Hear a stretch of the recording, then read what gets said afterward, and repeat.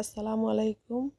কেমন আছেন সবাই? আশা করি ভালো আছেন। আমি আল্লাহর রহমতে ভালো আছি। রাতে খাওয়ার জন্য এই যে চিতই পিঠা বানাবো। গরম পানি নিয়ে নিছি, হালকা গরম পানি লবণ দিয়ে এখন ব্যাটার গুলি নিতেছি। রাতে খাবো চিতই পিঠা, সাথে হালুয়া করব। চিতই পিঠা বানানো শুরু করে দিয়েছি। এই দেখেন আমার পিঠা হইতেছে। কেমন হইতেছে অবশ্যই জানাবেন। আমার ভিডিওগুলো যদি ভালো লাগে অবশ্যই ফলো দিয়ে লাইক কমেন্ট শেয়ার করে দিবেন। আমার পাশে থাকবেন, আমি সবার পাশে থাকবো। নতুন বলে কেউ অবহেলা করবেন না। এই যে হালুয়া রান্না করছি দুধ দিয়ে, তারপরে গুড় দিয়ে। এর মাঝখানে আবার দুধ জাল করে নিয়েছিলাম, সেখানে আবার মাঝে মাঝে দুই একটা ভিজাইতেছি। অল্প একটু দুধের পিঠা বানাবো। দুধ পিঠা ভিজানোর জন্য মিঠাই আলাদা করে জাল করে নেব হালকা করে। এই যে দুধে ভিজাই দিচ্ছি, মিঠাইও এই যে আলাদা জাল করে নিতেছি।